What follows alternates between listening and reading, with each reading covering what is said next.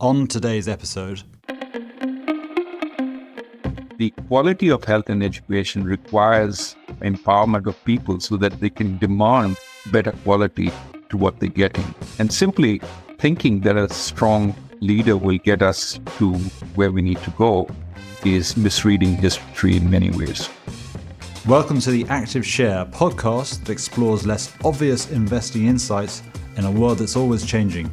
I'm your host, Hugo Scott-Gall.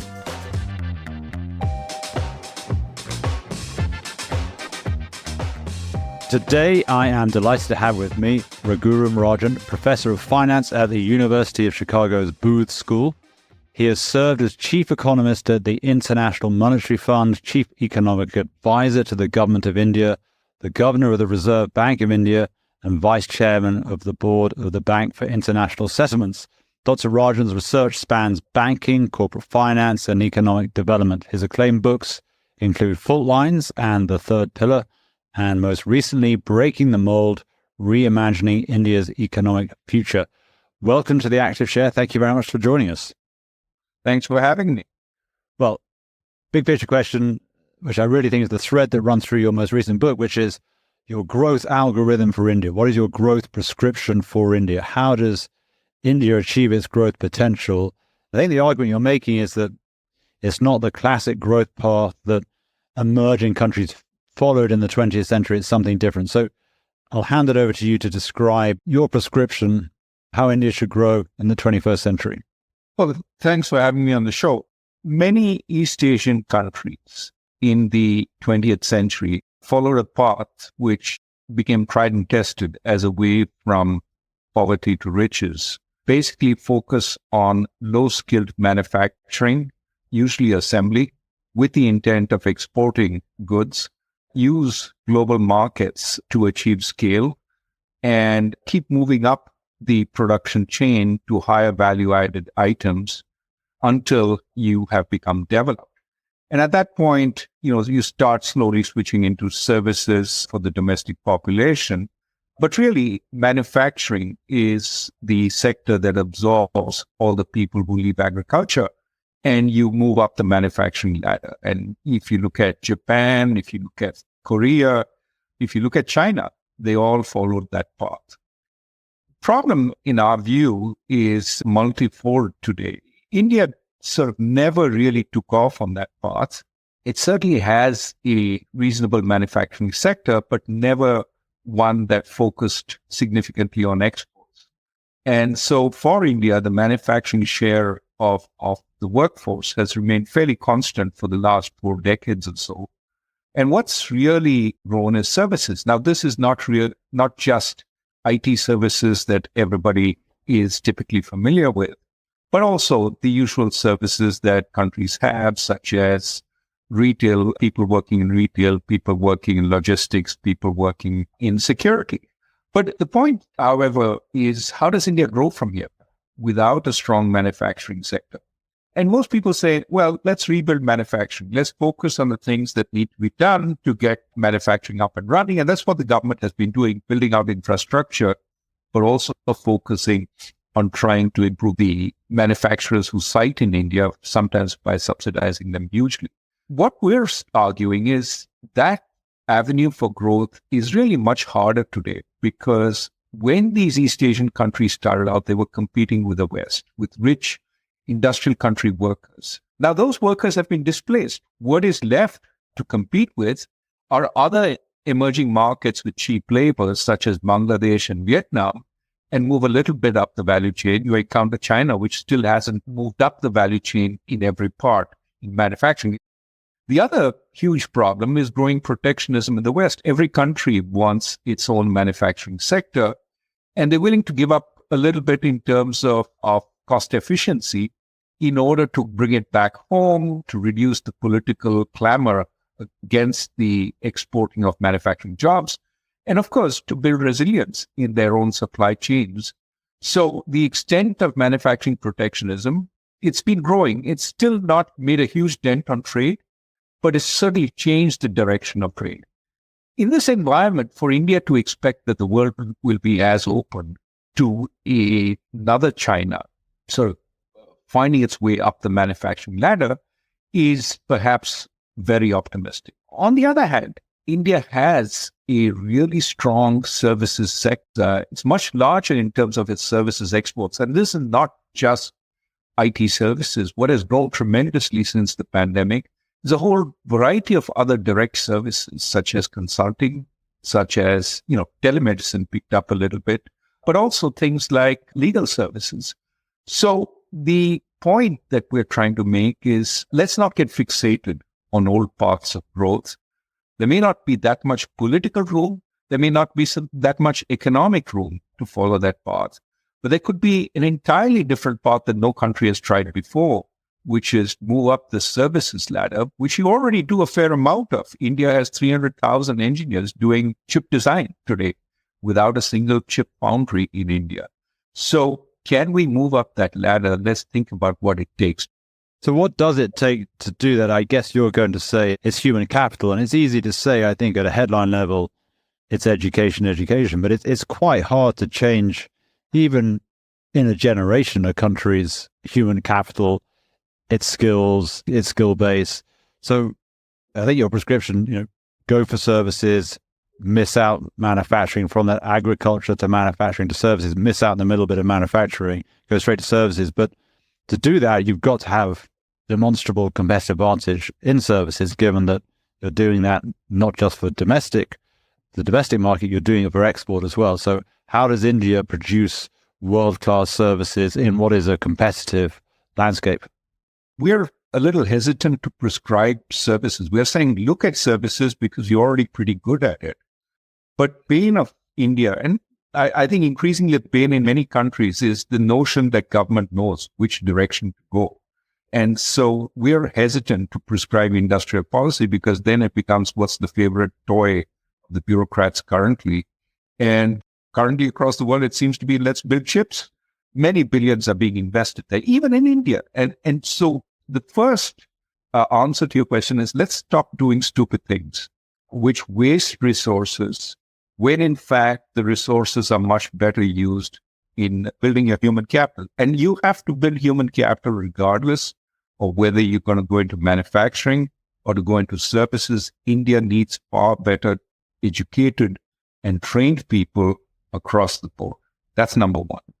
Number two is the low-hanging fruit in the world today are services. Competition in services is much lower. And you may say, well, why hasn't it been taken advantage of? Two reasons. One, English language. Many developing countries don't have the English language. India has that. And second, work at a distance was much, much harder pre-pandemic.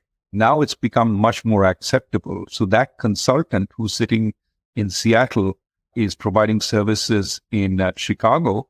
The consultant could well be sitting in Bangalore and providing services in Chicago. And increasingly, firms are finding that out. So you're seeing a massive move towards increasing the workforce in emerging markets. Certainly in India, many companies now are starting what they call global capability centers in India, hiring people to provide not back office, but even semi-front or front office services.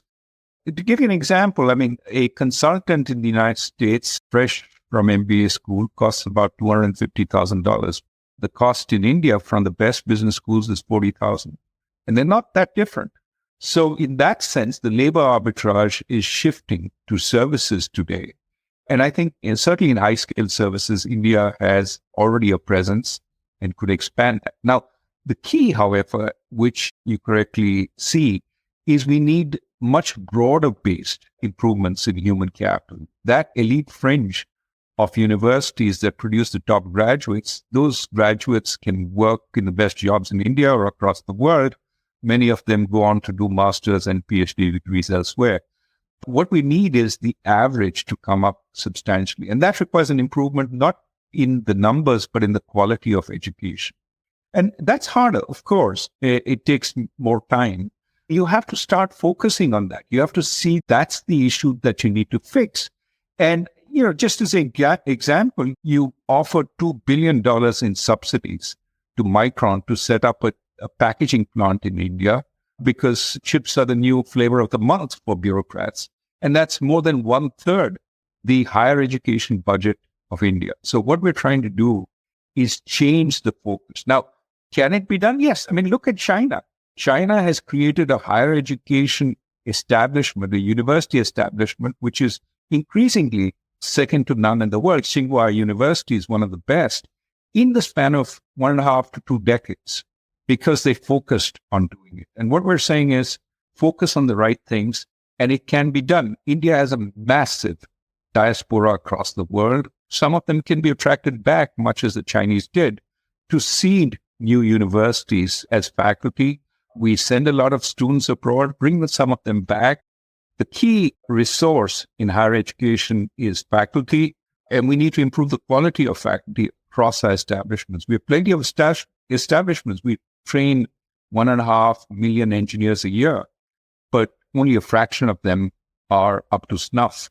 And we need to do far more to improve the average quality. And it can be done if there's a way. Is part of the challenge that agriculture is still a big employer and that people leave school in their teens rather than going to tertiary education or even before to go and work in agriculture? Is that something that holds the country back? And second question is, do you think tertiary education needs disrupting, that the elite universities have a vested interest in staying elite, and so they just don't, as demand expands, or they don't even know how big demand is, but they don't really scale themselves because they want to keep the badge scarce? So there's two questions really. One about agriculture. Does that soak up a lot of labor that could stay in education and get better educated for longer? And the second question is really, is this a problem which I think the US has, which is the elite universities, to stay elite, restrict supply, and now have ways of scaling themselves, principally digitally, that they don't really embrace? On the first question, agriculture is not a barrier. If you look at people in agriculture, they desperately want to leave because it's low productivity, low paying. If you look at agricultural wages, they haven't increased for the last decade or so by more than 1%. So people want to leave agriculture. And the way out is good education. We have an example in the book of this young boy, Mustafa, who's stuck on the farm. The problem is he doesn't have support at home and he fails in 6th grade. And that's the problem with many Indian kids. They drop out of school because they don't have either good education at school or the support at home to continue learning. And they fall further and further behind class and they drop out. He drops out. He's pulled back into class by his teacher who says, come, this is the only way out. And, it's a formidable story of this guy working really hard, topping the class in mathematics after failing, starting to get his classmates to come around and respect him, topping the school, and then eventually starting a firm which makes fresh Italy batter, distributes it in a bunch of urban cities, and is now employs 2,500 people. That's the sort of beautiful story of New India that we would like to see more of. But the barrier is a good education. Primary schools need improvement in quality. Secondary schools need improvement in quality. And there are ways, to the point about how do you mass produce quality education. One of the examples we offer in the book is of this entrepreneur who started something called Orchids International, which is an attempt to give high quality high school education in mass numbers. And the way he does it is through what is called scripted learning. Every class has been mapped out. Here is what you will teach in the beginning of the class. Here's the video you'll put up. Here's the exercise you'll give the students. And we automatize grading. And what happens is every class, there are 30,000 lesson plans prepared. You don't need a great teacher to deliver them. You need a reasonable teacher. And so what you got at the end of it is a very scripted curriculum, but you managed to scale up from those small private schools, which are much sought after, to teaching 300,000 students in a year. That's the number he has. And so my point, or our point, is that we need to find innovative solutions like this. Scripted learning has been found by my colleagues in the Harris School, including Nobel laureate Michael Kremer, to be really effective ways of improving the learning for kids in school. And India has to embrace much more of this to improve quality. Your second point. So in other words, poor parents desperately want their kids to get out of agriculture, and they're willing to pay to take the kids out of government schools into, these are called private schools, but they're really schools where you pay a fee and the teacher actually shows up. And that's the advantage over the government school. And they're willing to do that just to give their kids a better chance. So nobody wants to stay in agriculture if they can help it. To the second point, are the elite universities sort of holding back? No, I think the problem really is that we have a ton of lower quality universities which are trying to, see education as for profit and haven't invested in getting better quality teachers, better quality facilities, ensuring that the labs actually have equipment and the faculty know what they're teaching. You are seeing, some of those bad universities, bad colleges, which often are set up by politicians who get the licenses to set these up, that those are being weeded out. And so quality is emerging very slowly, but we really need far more universities of high quality. And even our elite universities are good, but not great. We don't have a Tsinghua. The closest India has to that is the Indian Institute of Science, which needs substantial upgradation to be of a similar quality. So much work to be done. I think it's to some extent the lower quality universities which are sort of holding India back and need an improvement in quality rather than the elite universities. So if India is going to be, it already is in some ways, think about IT services, if it's going to become a services powerhouse, who's it going to take market share from? So it's an interesting question. That's a question which sort of asks you have a fixed pie and let's see how we divide it. The pie will also grow. And of course, that's the easy answer. The pie will grow and we need to.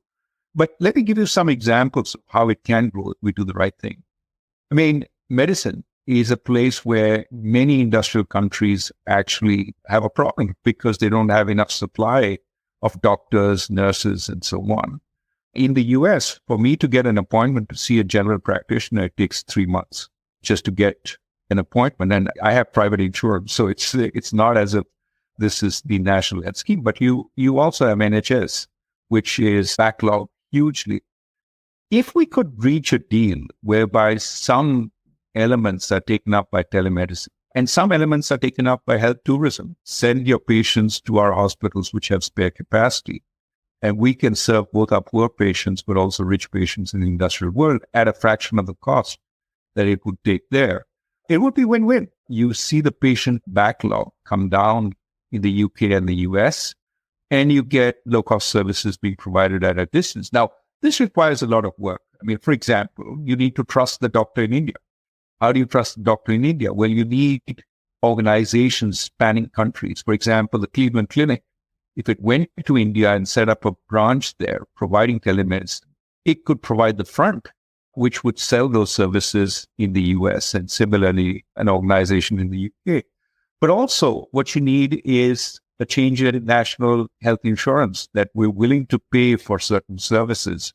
If you get them elsewhere, that will help bring down our queue. Now, what is the advantage for the industrial countries? One, of course, as the populations age, they still manage to provide some of these services. The second, equally, I think, important, is you don't have to import the doctor lock, stock, and barrel into the country and then have the issue of assimilation and so on.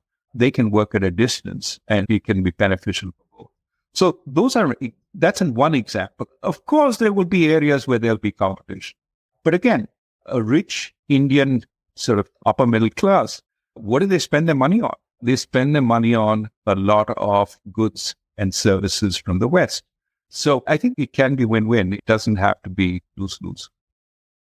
So I want to talk a bit about the role of institutions, and there's a lot of literature here. I guess there's Robinson and Acemoglu. There's a little bit Joe Studwell, How Asia Works. Does India have the institutions it needs to allow to be very good at services? I think you could argue that you need an education system that rewards some aspect of creativity, some element of creative thought, a system that allows for entrepreneurialism, risk-taking.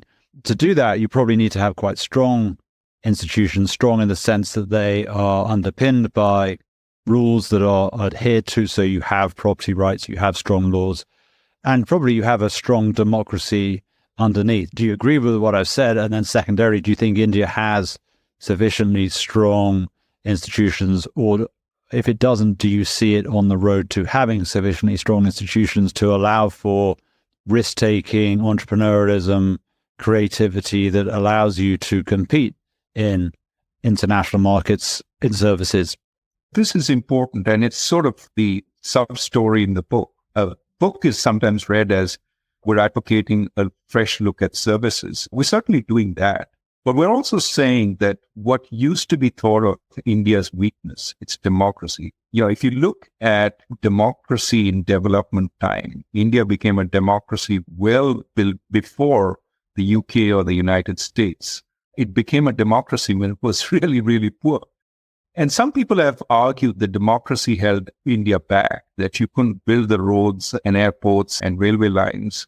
You couldn't force development like many of the East Asian countries did. Maybe there's some truth to that. It also turns out India didn't do as well on education as communist China or communist Vietnam did. That is surprising, but it's a fact. What we're saying is, okay, that may have been a problem earlier, but today democracy stands as a strength for India. Because of what you just said, it creates some of those institutions which are really important, both to enhance the capabilities of your population, to give them the room to be creative, to innovate, and as important, to inspire trust in other countries. So you're seeing today, for example, in the United States, proposals to ban TikTok, because there is a concern that TikTok will harvest people's data and then be available to the Chinese Communist Party. What you need is a democracy which puts checks and balances on the government so that you can inspire trust in other countries. Services are hugely data intensive, and no country would want another country's government to have access to data on their citizens. So one way India can expand services growth is by actually putting strong privacy protections, including protections against the government. And this is something India can do.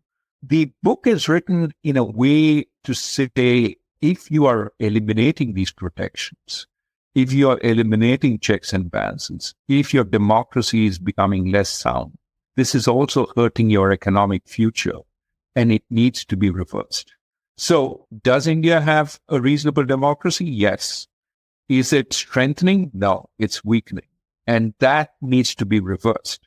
India needs to focus on making many of its democratic institutions more independent, and that will allow it to actually expand in these areas much more so than if it goes the China way. That's sort of another reason for saying the China way doesn't utilize your greatest strengths, your democratic institutions.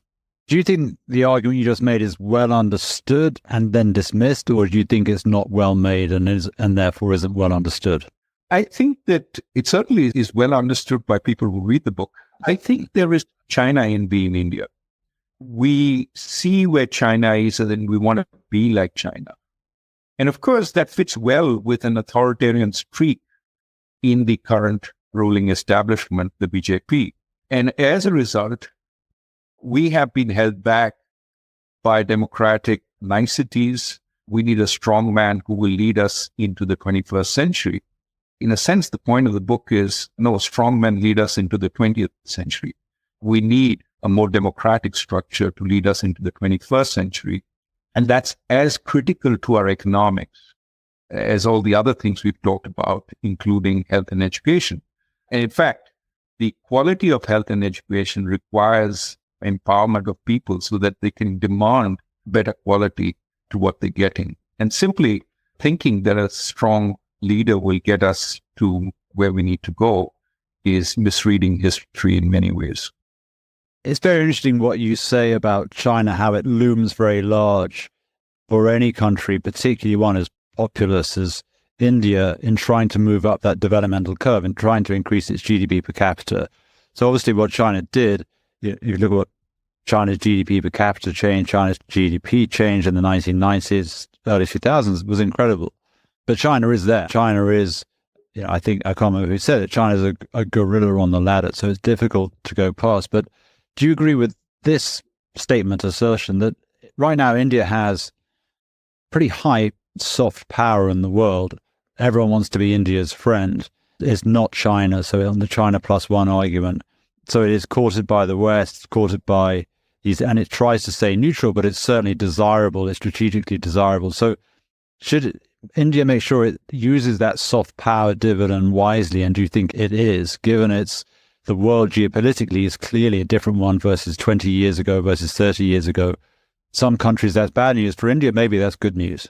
I do think that the world is looking for an alternative to China, whether it's the China plus one idea in firms finding a way to diversify from China, whether it is people looking for new markets which they can access without the fear of conflict between countries, people looking for workforce which can provide cheap labor.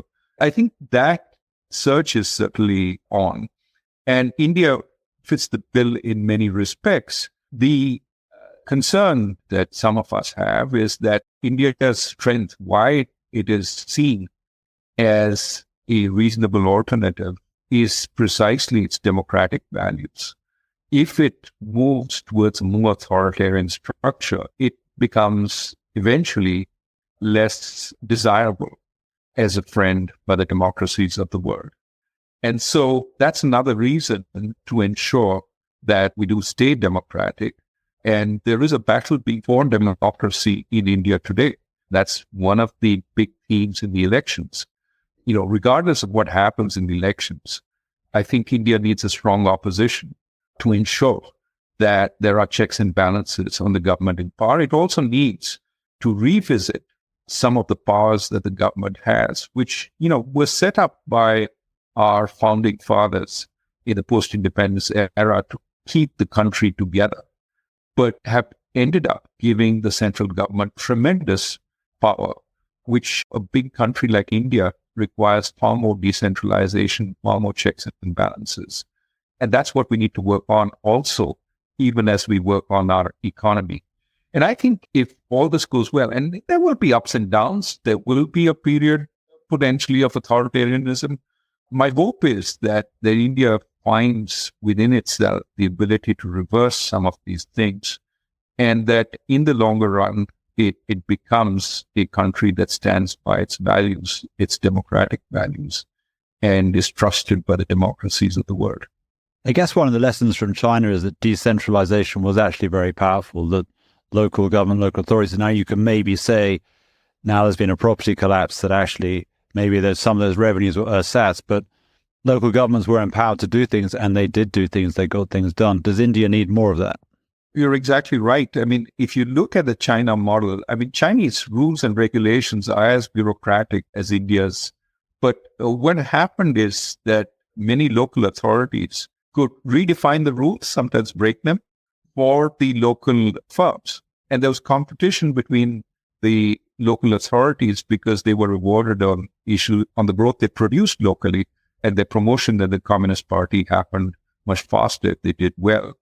We call that competitive cronyism. The competition keeps the cronyism down, but the cronyism is very effective in creating a path through the thicket of rules that hamper business. And while we prefer not to have cronyism, we prefer the rules to be much more sensible. The notion that local authorities can help business is certainly something that India should be inspired by. That's one of the benefits of decentralization. The other benefit, which India already experiences from the few states that are decentralized, is that the local authorities have much more of an incentive to improve the quality of healthcare, to improve the quality of education of the local schools. First, because the parents can hold them responsible and can protest if things aren't good. But second, if you do the right thing, you can get reelected, reappointed fairly easily. While if you're in the central government and you're changing the nature of education, it's much more remote, takes much longer, and you don't get really rewarded for it. So one of the strongest messages in the book is India has to decentralize far more. The state of Uttar Pradesh has 240 million people. By the strength of the people count, it will be the fifth or sixth largest country in the world. but it's all governed from the state capital of Lucknow. That's really over-centralization. I guess one final question. In your book and your prescription, it's clearly optimistic that if India can do half the things that you hope it does, there's an optimistic future for India. Do you feel there's enough optimism within India? And do you think that optimism has a role to play in making change, in understanding sunlit uplands, how to get there? I think you made the case, certainly from my point of view, very well, that if India is going to set out to be like China, the big problem is there's already China.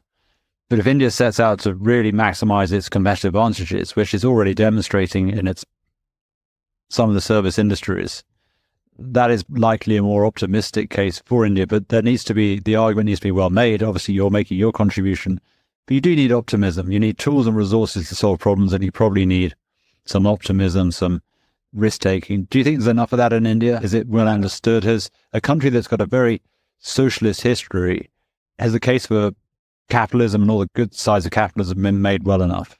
It has. The worry we have is twofold. One is excessive confidence, breeding on complacency. Our time has come. We're there. And we've done everything we need. And we have a ruling party which will take us there. And that's where I see perhaps the lack of a vision. What is there? It can't be China because, as you said, China's already there sitting on the ladder. And if you're trying to replicate China, be a po-China, as we say, that vision is going to lead nowhere very quickly and lead to disillusion. So one is to guard against excessive complacency. The second is really to say that it's building on the first.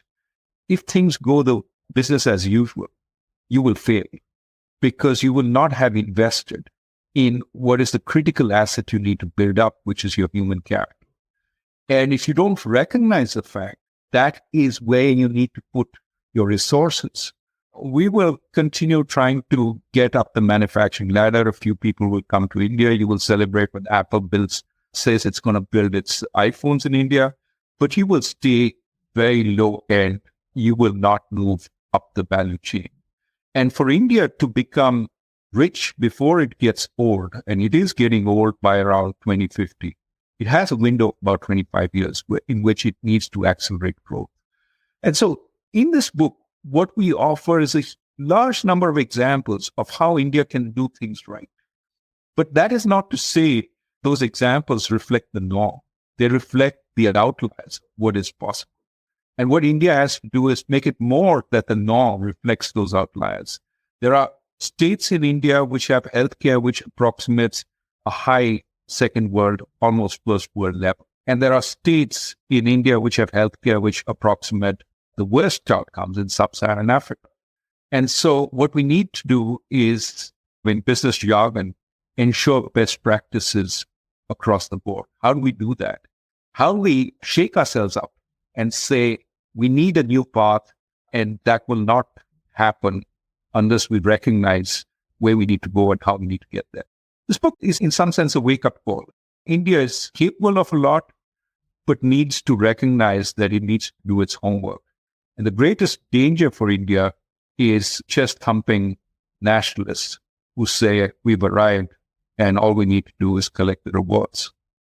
That's a great place to finish. So I want to say thank you for coming on the show. Thank you very much. It's been great and a pleasure and a treat to have you. Thank you for having me. Thank you for listening to today's episode of The Active Share. The Active Share is available on iTunes, Google Podcasts, TuneIn, and Spotify. And if you'd like, please leave us a review. To hear additional insights from William Blair Investment Management, visit us at active.williamblair.com and follow us on Instagram at WilliamBlairIM.